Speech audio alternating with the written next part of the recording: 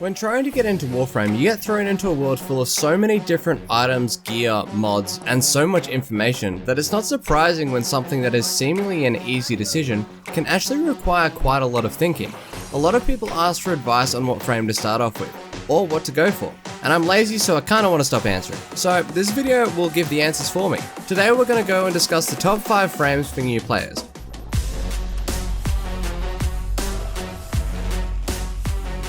I have chosen these frames to make sure not only that they are easy for you to farm and obtain, but they are also really good at different elements of the game, or has an ability to make the early game feel much easier. When starting Warframe, farming can be a pain, especially when you're undergeared. All the frames in this list will help you push past this barrier and hopefully get you into the mid game, where you can find your feet and get running. Later in this video, we will also discuss what starter frame you should pick if you're watching this video before launching Warframe for the first time. Before we get to the list, just quickly, if you're new to the channel and enjoy the video, don't forget to subscribe. It takes no time at all and massively helps me out. Only a small percentage of people who watch my videos are subscribed, so if you could just check, that would be awesome. It takes no time at all and you can always unsubscribe later.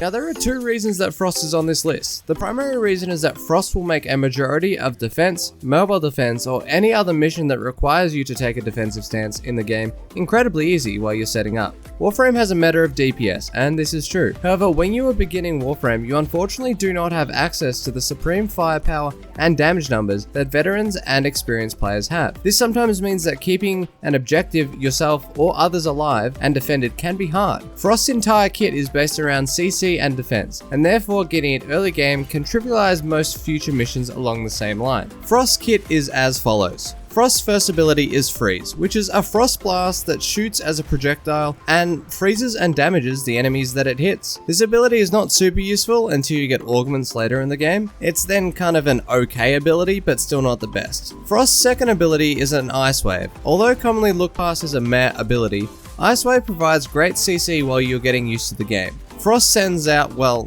an ice wave, and enemies that get hit are slowed down a lot while taking a bit of damage. The bread and butter and the reason that I chose Frost, however, is its third ability. It is pretty much just a bubble shield from Halo. Frost places a frost orb that absorbs damage until it breaks. This is a great ability for defending objectives when you may be underleveled or undergeared, and while playing with other low-level players, it's a great way to get easier revives on teammates. If you like the idea of this bubble, then try to pick this up. If not, then I think maybe skip this frame and pick one of the others from this list. Frost's last ability is a decent CC and damage ability in which Frost summons a landslide of ice that instantly freezes and shatters enemies within range. Although the damage dies off quickly as enemies get stronger, the ability to freeze an entire room of enemies is a really good utility for a beginner frame. If you're interested in getting Frost, you need to travel to Ceres and defeat the boss Lieutenant Krill and Captain Vor till you get all 3 parts. You can then buy the blueprint for credits from the market in-game, and boom, you can go build it. I feel like this is a frame not many people really think of when offering advice to new players, but being on a planet so close to the start while still also offering great defense, I think it's a decent pick for something to go for.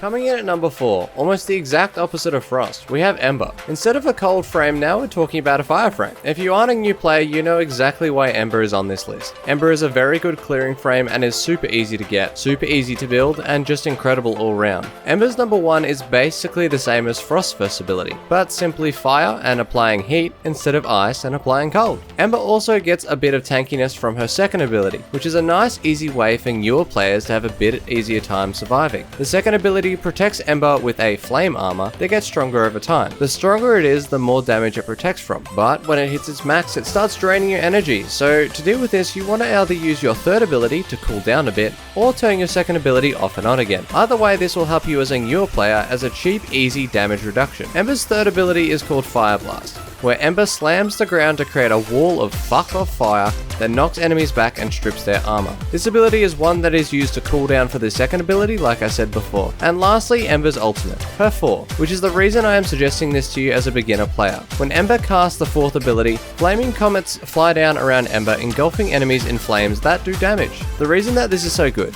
is that even with very little mods, this frame becomes a frame that can very easily clear most standard star chart missions by spamming her 4 to clear the room of enemies at a single moment's notice. So not only is it easy to play, but also easy to build. And as an extra bonus, it isn't hard to get either. Ember takes a little bit longer as a frame to get compared to the other frames on this list, and that's why it's number 4. Ember's parts drop from Saga's Rook on Saturn. Although not a hard boss fight, it may take you a little bit longer to reach Saturn. However, if you do work towards it, it will make the rest of your Warframe journey much easier and much faster.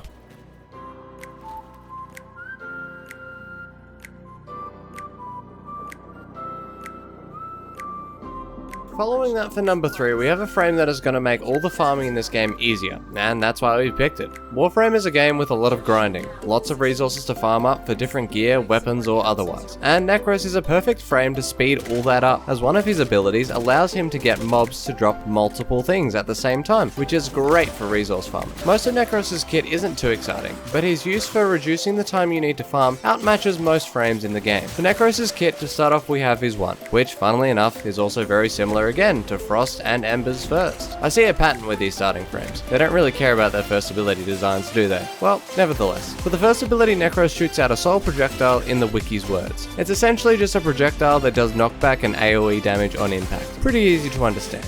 Necros has a 2 which people have mixed feelings about. Some people love it, some people don't care, some people think it's a waste of space. I personally don't mind it. For the second ability, Necros casts fear into enemies, causing them to run away. This can be great, similar to Frost CC as a way to use for reviving teammates and getting a safe area. But later on this ability does become obsolete and kinda pointless. Why scare enemies away when you can just blast them, right? Now we get to the reason this frame is such a good pick for new players. Desecrate, the third ability.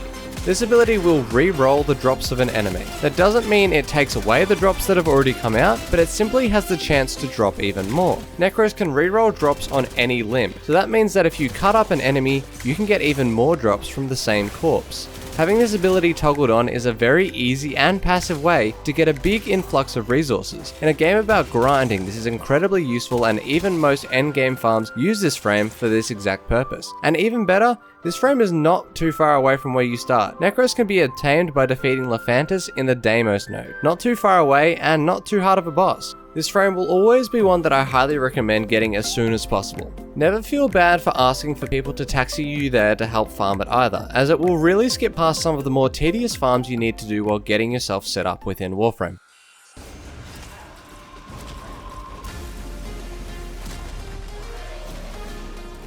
We are almost at number 1, but I feel like we have to mention Rhino somewhere in this list. Rhino is quite possibly one of the most simple to understand tank frames in the entire game. Each frame that has been put in this list has a reason for being there. CC, damage, making farming faster, etc. Rhino is here to be a tank frame for us. Sometimes you may want to do missions that you may not be prepared for, or maybe you want to join a friend or clanmate and you know you will die easily.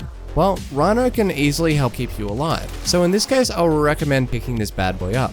Now Rhino actually has a unique first ability compared to the other 3. Rhino's first ability will cause him to charge in a straight line forwards, damaging and moving enemies out of his path. This can be used as a damage ability to very weak mobs, a movement ability when you need a quick boost, or just a fun ability to use as you see enemies get flung around the map. For Rhino's 2, we have the main reason this boy is so tanky. Rhino's 2, for a simple explanation, hardens the skin, giving it a durability, similar to Frost Bubble, where you will not take any damage as long as the hardened skin still has durability. When it runs out though, provided you have enough energy, you can simply recast it. So this makes it an awesome frame if you want to get a bit tanky when you are still running low on specific gear, mods, and otherwise. Incredibly easy tank frame that will make trying out harder missions much easier. As a bonus, Rhino has a third ability called Roar that is just a damage buffing ability. And again, it's super easy. One press and you and your teammates have extra damage for a little bit. Lastly, Rhino's 4. It's a stomp. It has a big AoE that can be used for damage or simply CC. Whatever you want to use it for, it's quick.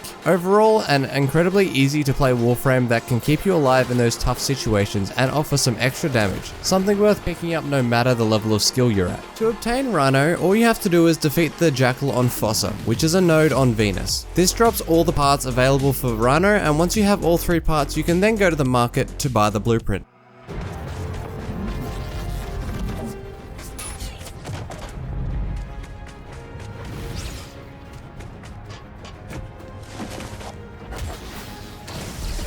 And finally, here we are. My pick for the very best frame to be using it at the start of the game, and also luckily, it's one of the starter frames to begin with. It's our lovely boy Vault. There is a large number of reasons for this. In my opinion, Vault is absolutely the best frame for starters, and as a frame can carry you through a large majority of the entire game's content. Vault covers practically every role that you want and has some great utility for making all stages of the game that little bit faster and easier. For his kit, I'll go a little bit more in depth, as I believe a lot of people get a bit confused as to why I so heavily recommend Vault. I feel like explaining it more in depth may give those who have heard me recommend it before a little bit more understanding and hopefully agree with me. Vault's first ability is once again similar to Frost, Ember, and Necros, except it's electricity this time instead, as this is Vault's element. However, it has some cool extras. First of all, Vault's first ability, you can get an augment. Similar to other frames, it essentially turns it into a damage buffing ability. Nothing super special, but that is one role that Vault can cover later down the track. Secondly, this ability pairs with his third ability, to turn his shields into damage buffing as well, which I'll explain in a sec. For his second ability, he has some really great utility in a speed buffing ability. This affects you and all other teammates. This is a really great ability for speeding up every single mission that you try, which increases the speed of farming and progressing, which is important, and will help you through the entire game. Coming up next is his shield ability. This ability can be helpful for some mediocre defense, but also has a second bonus of being able to damage buff if shot by his first ability as well. His ultimate causes Vault to explode outwards with electricity, causing lightning to chain from enemy to enemy, dealing damage. This can actually be a top tier DPS ability and a clearing frame even near the end game. So for the specific reason that this is the top pick, Vault covers the ability to be a damage buffing frame from two sources, his shield and his one, and his augment for his one. He covers a small amount of defense, his speed is a massive bonus for starting and increases progress speed, and he also covers endgame DPS. To add to that even, Vault is a meta Eidolon boss fight pick, which you'll know about later on in the game. A frame that covers so many important aspects, utility, and is great for farming, boss fights, meta team, and otherwise. I 100% feel like this qualifies as being the #1 starter pick. And to add to that, you can even decide to completely start with him, and it requires no farming. If you would like more in-depth information for any one specific frame that I have mentioned, check out the Warframe wiki, as it covers an extensive amount of information and should be your best friend while starting off in this game. Did you agree with the top 5 in this video? Warframe has so many frames, builds, and otherwise. Maybe you had something else in mind while watching this. Maybe you agreed. Let me know what you would put in your top 5 in the comments. For those that made it this far, I'll let you in on a bonus. If you are here as a new player getting grips, I'm going to place my builds for each frame mentioned here in the description. These aren't 100% optimized, but they will get the job done, and they are what I personally enjoy using. These won't be cheap builds, but they're something that you can work towards if you decide to use one of these frames and enjoy it. That's going to be all for today's video, however. I hope you did enjoy and that it helped you out. If it did, please don't forget to leave a like. These videos take me a while to make, so I would massively appreciate the support. That's all for me though, much love, and Robo out.